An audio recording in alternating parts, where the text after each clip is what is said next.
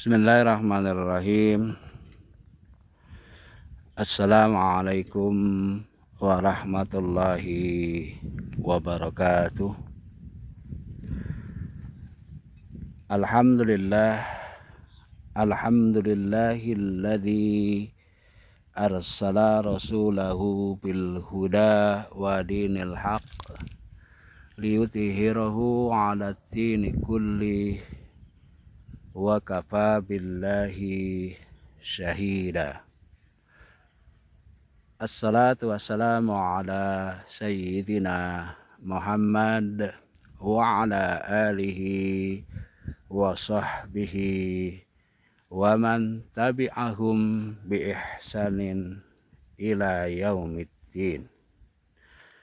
Ashhadu an la ilaha illallah wahdahu la syarikalah wa ashhadu anna Muhammadan abduhu wa rasuluh.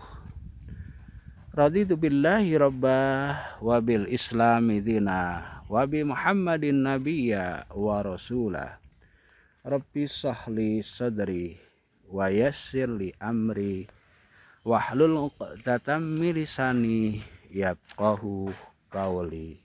Amma ba'du.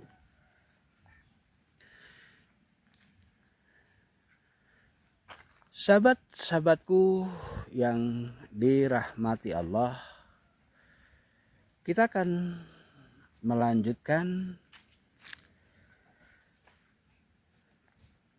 muqaddimah tafsir fi Dhilalil Quran karya Sayyid Qutb, muqaddimah surat Al-Baqarah bagian yang ketiga. Pada bagian ketiga ini judulnya adalah membangun jamaah Islamiyah dan mempersiapkannya untuk mengemban amanah akidah. Surat Al-Baqarah ini yang memuat keterangan identifikasi peringatan dan wanti-wanti seperti ini juga mengandung pembinaan terhadap jamaah muslimin dan mempersiapkannya untuk mengemban amanah akidah Islamiyah ini di muka bumi setelah Bani Israel menolak untuk mengembannya dan setelah mereka bersikap seperti itu. Surat Al-Baqarah ini dimulai dengan menjelaskan karakteristik golongan-golongan manusia yang dihadapi dakwah Islam pada masa-masa permulaan hijrah, yang di situ dijelaskan dengan panjang lebar tentang setan-setan Yahudi. Golongan-golongan manusia ini pula lah yang senantiasa dihadapi dakwah Islam sepanjang sejarahnya setelah itu. Kemudian surat Al-Baqarah terus berjalan pada porosnya dengan kedua program pokoknya hingga akhir surat dalam satu kesatuan yang menarik yang menggambarkan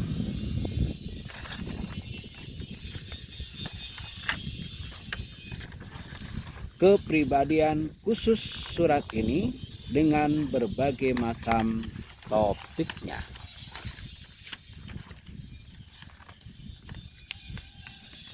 Setelah memaparkan 3 contoh golongan manusia, muttaqin, kafirin, dan munafikin, serta setelah menyingkap kaum Yahudi sebagai setan-setan itu, kita dapati surat Al-Baqarah ini menyuruh semua manusia untuk beribadah kepada Allah dan beriman kepada kitab suci yang diturunkannya kepada hambanya. Ya ayuhan nasu I'budu rabbakumul ladzi khalaqakum walladzina min qablikum, dan seterusnya. Dan ditantangnya orang-orang yang meragukannya supaya membuat satu surah yang seperti Al-Quran. Diancamnya orang-orang kafir dengan neraka dan digembirakannya orang-orang mukmin dengan surga. Kemudian kita jumpai ungkapan keheranan mengenai sikap orang-orang yang kafir kepada Allah. Kaifa takfuruna billahi wa kuntum amwatan fa ahyakum summa yumitukum summa yuhyikum summa ilaihi turja'un. Mengapa kamu kafir kepada Allah padahal kamu tadinya mati, lalu Allah menghidupkan kamu, kemudian kamu dimatikan dan dihidupkannya kembali, kemudian kepadanya lah kamu dikembalikan. Dialah Allah yang menjadikan segala yang ada di bumi untuk kamu, dan Dia berkehendak menuju langit, lalu dijadikannya tujuh langit, dan Dia maha mengetahui segala sesuatu. Al-Quran Surat Al-Baqarah ayat 28 sampai dengan 29. Setelah menyisipkan bagian yang menunjukkan bahwa diciptakannya segala sesuatu di bumi ini untuk manusia, datanglah kisah penciptaan Adam sebagai khalifah di muka bumi. Wa idz qala rabbuka lil malaikati inni ja'ilun fil ardi khalifah. Dan ingatlah ketika Tuhanmu berfirman kepada para malaikat, sesungguhnya aku hendak menjadikan seorang khalifah di muka bumi. Al-Baqarah ayat 30. Dan dalam kisah selanjutnya diceritakan permusuhan abadi antara Adam dan setan hingga berujung dengan ikatan istikhlaf, yaitu ikatan iman. Kami berfirman, turunlah kamu semua dari surga itu. Kemudian jika datang ke petunjukku kepadamu, maka barang siapa yang mengikuti petunjukku, niscaya tidak ada kekhawatiran atas mereka, dan tidak pula mereka bersedih hati. Adapun orang-orang yang kafir dan mendustakan ayat-ayat kami, mereka itu penghuni neraka, mereka kekal di dalamnya. Al-Baqarah ayat 38 sampai dengan 39. Sesudah itu dimulailah perjalanan yang panjang bersama Bani Israel yang telah kami isyaratkan dalam beberapa paragraf di muka, yang diselang-selingi ajakan untuk memeluk agama Allah dan menerima kitab yang diturunkannya, yang membenarkan apa yang ada pada mereka, disertai peringatan kepada mereka akan keterpelesetan mereka, kekeliruan mereka, pemutarbalikan mereka, dan pencampur adukan antara kebenaran dan kebatilan yang mereka lakukan sejak zaman Nabi Musa alaihissalam. Dan perjalanan ini meliputi seluruh juz pertama surat Al-Baqarah.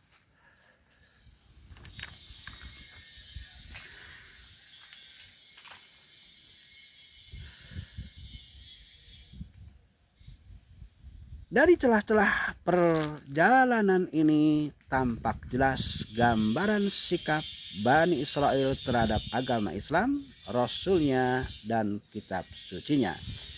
Mereka adalah orang yang pertama kali mengkafirinya. Mereka campur adukan antara kebenaran dengan kebatilan. Mereka menyuruh manusia berbuat kebajikan, yakni iman, akan tetapi mereka melupakan kewajiban dirinya sendiri. Mereka mendengarkan firman-firman Allah, lalu mereka ubah setelah mereka memahaminya.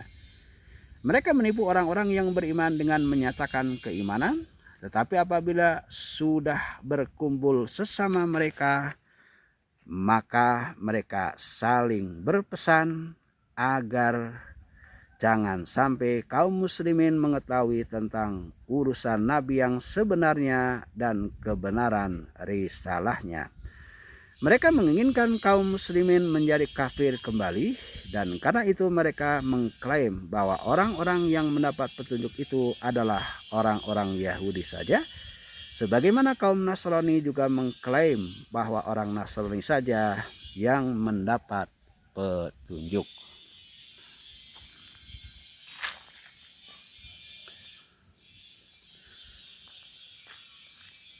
Mereka menyatakan permusuhannya kepada malaikat Jibril alaihissalam karena malaikat Jibril alaihissalam telah menyampaikan wahyu kepada Nabi Muhammad SAW, bukan kepada mereka.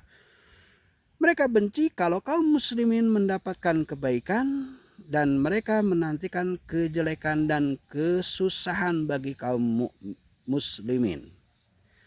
Mereka setiap waktu bersedia menimbulkan keraguan-raguan tentang kebenaran perintah Nabawiyah dan kedatangannya dari sisi Allah, sebagaimana yang mereka lakukan dalam masalah pemindahan kiblat.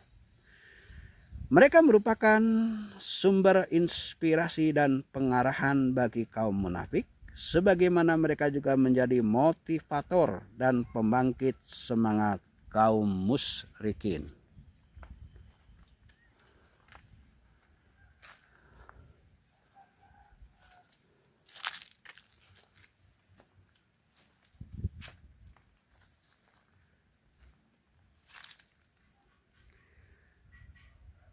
Karena itu, surah ini juga mengandung kecaman yang keras terhadap ulah mereka dan mengingatkan mereka akan sikap mereka yang sama seperti yang dilakukan terhadap Nabi mereka Musa alaihissalam, terhadap syariatnya dan terhadap nabi-nabi mereka sepanjang generasi.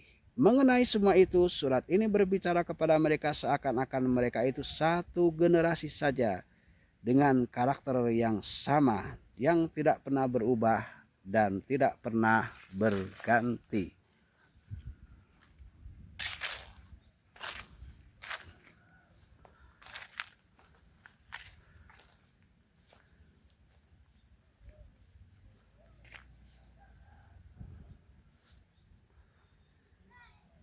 Kecaman ini diakhiri dengan memberikan peringatan kepada kaum muslimin agar tidak mengharapkan keimanan mereka yang watak dan karakternya seperti itu, sebagaimana disudahi dengan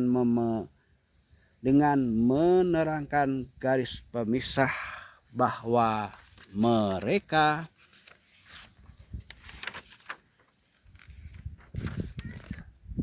klaim diri mereka saja yang mendapat petunjuk dan sebagai para ahli waris agama Nabi Ibrahim. Dan surat ini, surat Al-Baqarah ini menjelaskan bahwa pewaris agama Nabi Ibrahim yang sebenarnya ialah mereka yang mengikuti sunnahnya dan mengikatkan diri dengan janjinya kepada Tuhannya. Dan dengan demikian berakhirlah sudah pewarisan Nabi Ibrahim kepada Nabi Muhammad SAW dan orang-orang yang beriman kepada beliau setelah orang-orang Yahudi menyeleweng, mengganti agamanya dan menolak untuk memikul amanah akidah dan menjadi khalifah di muka bumi dengan mengikuti manhaj Allah. Akan tetapi yang menerima dan melaksanakan semua ini adalah Nabi Muhammad SAW dan orang-orang yang bersama beliau. Diangkatnya Muhammad SAW sebagai Nabi itu merupakan bentuk pengabulan doa Ibrahim alaihissalam dan Ismail alaihissalam ketika keduanya meninggikan batu fondasi Baitullah, sebagaimana termaktub dalam surat Al-Baqarah ayat 128 sampai dengan ayat 129. Setelah sampai di batas ini, mulailah surat ini menyampaikan arahannya kepada Nabi Muhammad SAW dan kaum muslimin yang ada di sekeliling beliau dengan meletakkan dasar-dasar tempat berpijaknya kehidupan jamaah yang ditugaskan untuk melakukan dakwah ke jalan Allah di muka bumi ini.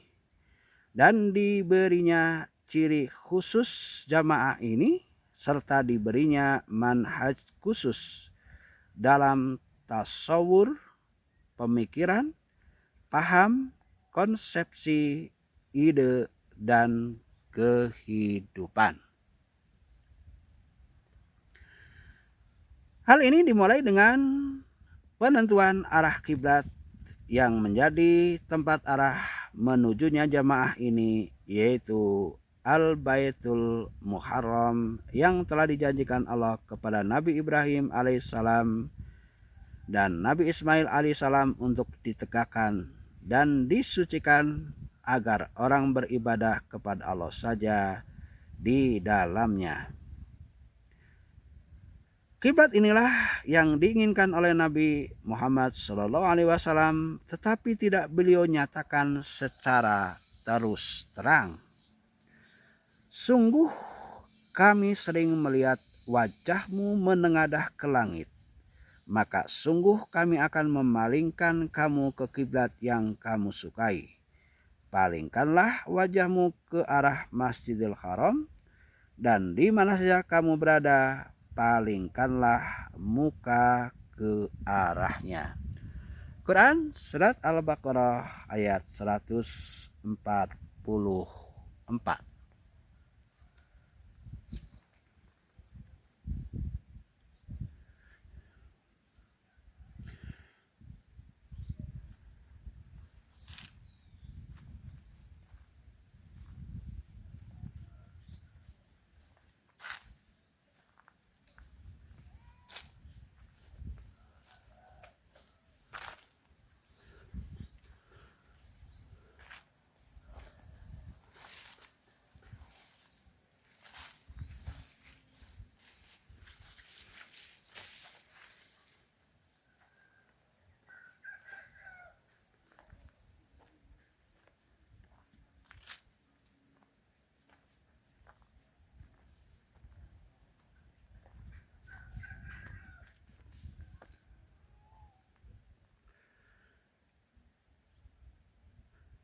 Selanjutnya surat Al-Baqarah ini menjelaskan manhaj Rabbani bagi jamaah muslimah ini.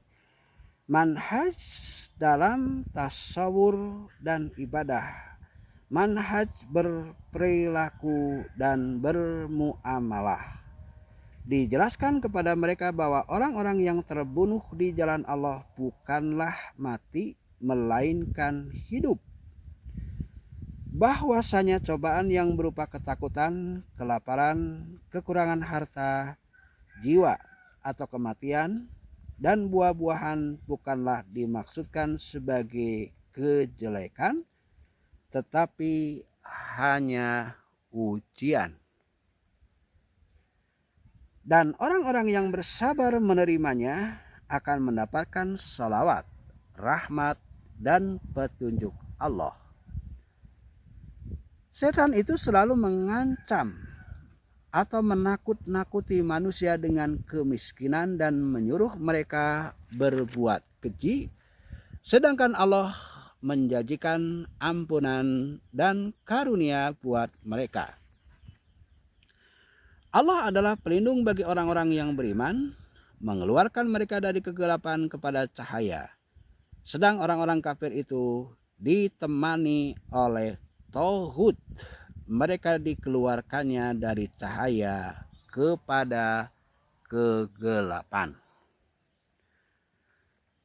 Surat Al-Baqarah ini juga menjelaskan kepada mereka sebagian perkara yang halal dan haram dalam soal makanan dan minuman, dan menjelaskan kepada mereka hakikat kebajikan, bukan simbol dan bentuk lahirnya saja, dan menjelaskan kepada mereka hukum kisos dalam masalah pembunuhan, hukum-hukum wasiat, hukum-hukum puasa, hukum-hukum jihad, hukum-hukum haji, hukum-hukum perkawinan dan talak dengan lebih luas dalam dustur, undang-undang kekeluargaan secara khusus, hukum-hukum sedekah dan hukum-hukum riba, dan hukum-hukum hutang piutang dan perniagaan. Pada situasi tertentu, surat Al-Baqarah ini kembali membicarakan Bani Israel sesudah zaman Nabi Musa alaihissalam, juga membicarakan beberapa persoalan tentang kisah Nabi Ibrahim alaihi salatu wassalam. Akan tetapi batang tubuh surat Al-Baqarah sesudah juz pertama membicarakan pembangunan dan pembinaan kaum muslimin dan mempersiapkan mereka untuk mengemban amanah akidah dan khilafah di muka bumi dengan manhaj Allah dan syariatnya, dan membedakan persepsinya yang khusus tentang alam semesta dan hubungannya dengan Tuhannya yang telah memilih mereka untuk mengemban amanah terbesar ini.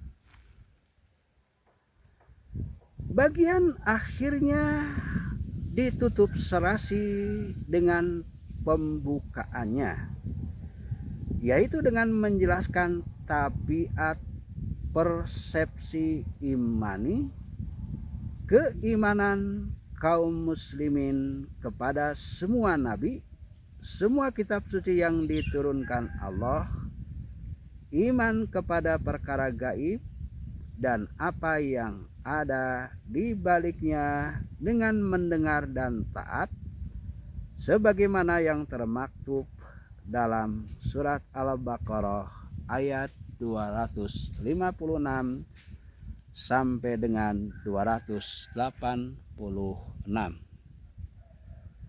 Amanar rasulu bima unzila ilaihi mir rabbihi wal mu'minun kullun amana billahi wa malaikatihi wa kutubihi wa rusulihi la nufarriqu baina ahadim mir rasulih wa qalu sami'na wa ata'na ghufranaka rabbana wa ilaikal masir. La yukallifullahu nafsan illa wus'aha laha ma kasabat wa 'alaiha maktasabat. Rabbana la tu'akhidna in nasina au akhtana. Rabbana wala tahmil 'alaina isran kama hamaltahu 'alal ladzina min qablina. Rabbana wala tuhammilna ma la taqata lana bih wa'fu anna waghfir lana warhamna anta maulana fansurna 'alal qaumil kafirin. Demikian muqaddimah surat Al-Baqarah, tafsir fi Zilalil Quran karya Sayyid Qutb. Dengan demikian sangat serasilah antara permulaan dan penutup surat Al-Baqarah ini, serta dihimpunlah tema-tema surat Al-Baqarah di antara dua macam sifat dari sifat-sifat kaum mukminin dan keistimewaan iman. Terima kasih. Jika berkenan untuk terus mengikuti kajian ini, selesai sudah muqaddimah, dan pada bagian yang keempat kita akan memulai dari ayat 1 sampai dengan ayat 29 surat Al-Baqarah. Terima kasih. Subhanakallahumma wa bihamdika ashhadu an la ilaha illa anta astaghfiruka wa atubu ilaih. Rabbi habli minas solihin. Rabbi auji'ni an ashkura ni'matakallati an'amta alayya wa ala walidayya wa an a'mala salihan tardah wa aslih li fi dzurriyyati inni tubtu ilaika wa inni minal muslimin. Rabbana atina fid dunya hasanah wa fil akhirati hasanah wa qina adzaban nar wa adkhilnal jannata ma'al abrar ya aziz ya ghaffar ya rabbal alamin. Subhana rabbika rabbil izzati amma yasifun wassalamun alal mursalin walhamdulillahi rabbil alamin. Wabillahi taufik wal hidayah. Wassalamualaikum warahmatullahi wabarakatuh.